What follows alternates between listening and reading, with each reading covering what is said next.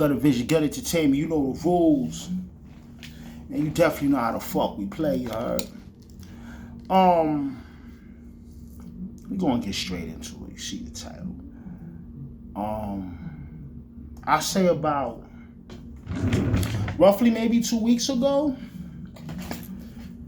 Pardon me for not knowing this basketball player name. I'm not too familiar. You know, sports.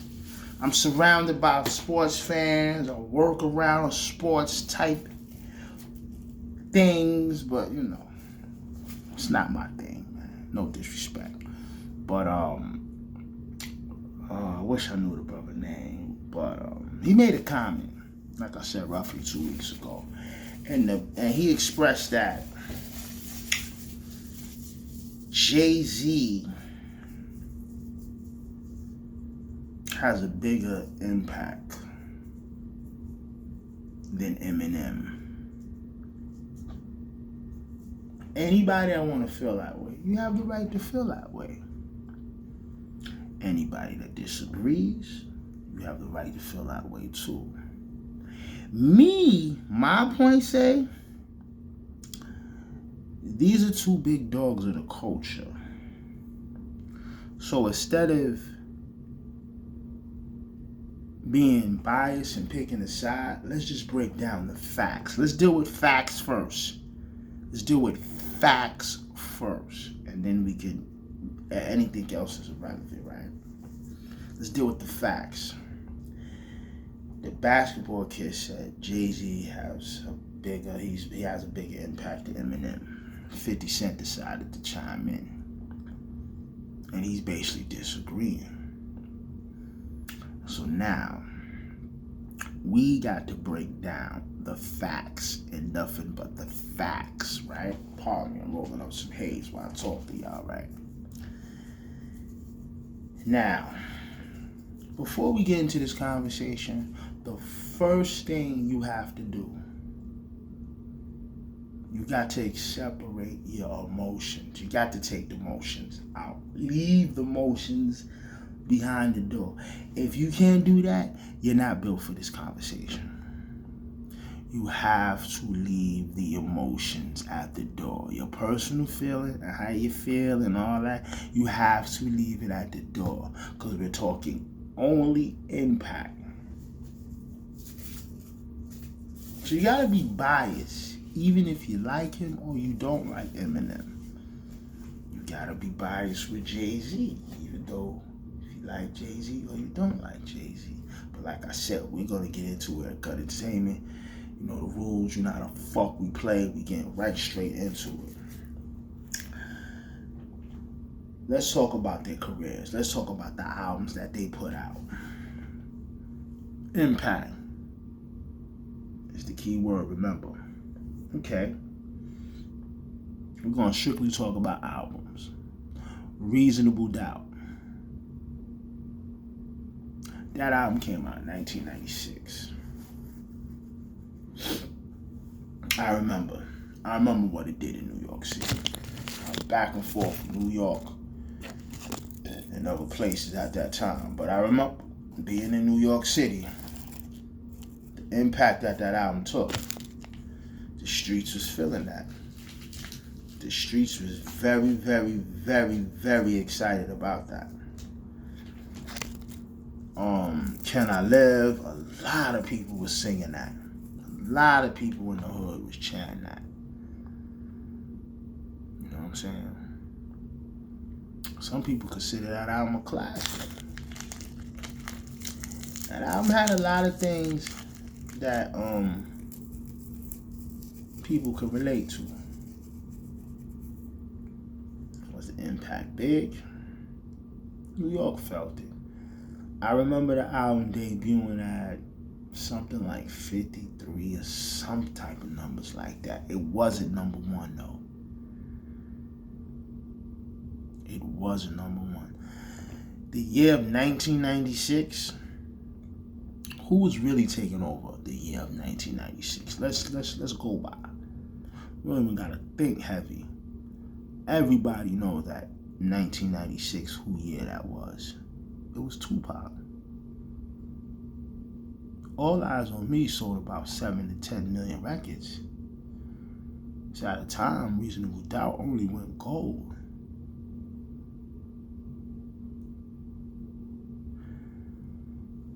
He had late 97. He came out with another album called My Lifetime Volume 1. It's like an R&B version. Like, you gotta understand at the time, right, where hip-hop was at. Puff Daddy just had released the No Way Out album. Everybody was doing the R&B vibe type thing. So this is what he came up with, a single. Him, Foxy Brown, Babyface. It was kind of soft but catchy. Now lyrically, Jay-Z kind of stepped his game up on a lyrical level. But the bad side of the album, it was just so like R&B'd out, like it was like an R&B production type sound. The whole album, like a lot of people wasn't jacking that. Some people was. You know, we going to the third album, and I gotta say, in 1997, who was really running shit? What album was better than Life After Death and Wu-Tang Forever? I'll wait. If you know any albums that can beat those albums, let me know in 97, and I'll wait. Okay, we're gonna take it to 98. 1998 was a good year for hip-hop because, damn, we had a lot of New Yorkers coming up, man. Nori, he went platinum. DMX, that shit went triple platinum. Jay-Z released the Hard Knock Life volume, volume 2? That shit went like 5 times platinum. So, is it safe to say that Jay-Z was kind of sharing the spotlight in 98, or it was all his? Because he sold 5 million. I remember DMX doing only 3 million. With The Dark as Hell, Hell is Hot. Hard Knock Life did a lot for Jay-Z. It really stepped him up on a commercial podium. Like, you really looked at him like forced to be reckoned with. So, entering late 99, going into 2000 season, you also had In My Life, Volume 3, The Lifetime of Sean Carter, which was a good album. Had some Primo production on there, had some Timberland production on there. I remember the streets was loving that shit when that shit dropped. That's when he did 50, right? On that album, he did the Summer Jam thing. He said, I'm about $1. What the fuck is 50 cents? That beat, that Timberland shit, that shit was rocking. Very impact. That album sold 3 million, by the way. Ain't she type of album on? Now, let's talk about your boy, Eminem. Let's go back to his come up, his first album. First album was called The Real Slim Shady. Remember I told you, Jay-Z first album, he went gold, right? This is a line quoted from Dr. Dre on the track called Still Dre. And he's talking about Eminem. And he said, he's triple platinum doing 50 a week. I went 3 times platinum. I don't remember Reasonable Doubt going 3 times platinum. First shot deal. I just don't remember that. It didn't happen, actually. Okay. And then you drop the Marshall Mathers LP, which we all know, the year 2000, Eminem, that was his year. We all know that.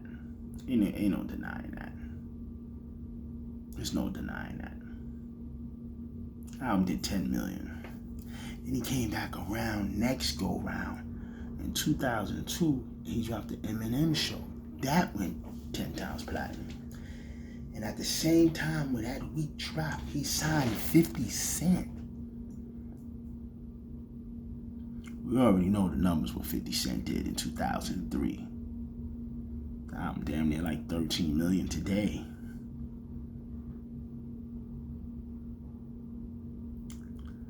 It seems like Eminem sell-wise surpassed Jay-Z already. Like I said, when you're dealing with this topic, you gotta leave the emotions alone. You gotta leave it alone. And you gotta deal with pure facts. Like, you gotta deal with what the people want, what the people seeing, what history brought to us. You take it back to in my lifetime. I'm not in my lifetime. The Blueprint album. You know, that dropped around 9/11. And fair to say, around this time, Eminem was having like a drug problem, a drug addiction type thing. Took 4 to 5 years off. Jay-Z was still going, still doing his thing. He dropped the Blueprint 2, which had a second version of Diss and Nas. Then he came out with the Black album. That did well for him.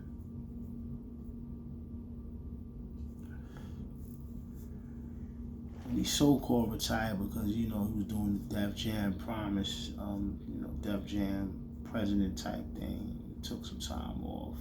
He came back with the Kingdom Come album.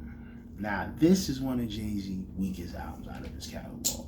We can go ahead and say that. I give props where props is due. Eminem, he has some weak albums that was in his catalog. You know what I'm saying? Like the Encore album, one of his weakest albums. But it's crazy. Like, I never heard an album where someone's rhyming a whole bunch of words and not really saying nothing, but makes it sound amazing. That was something that Encore had that a lot of albums can't do. You feel me? I mean, if you really look at it, a landslide, he really had a bigger impact like Eminem. He signed 50. Look what his career did. Okay, Jay-Z got Rihanna. Jay-Z got J. Cole.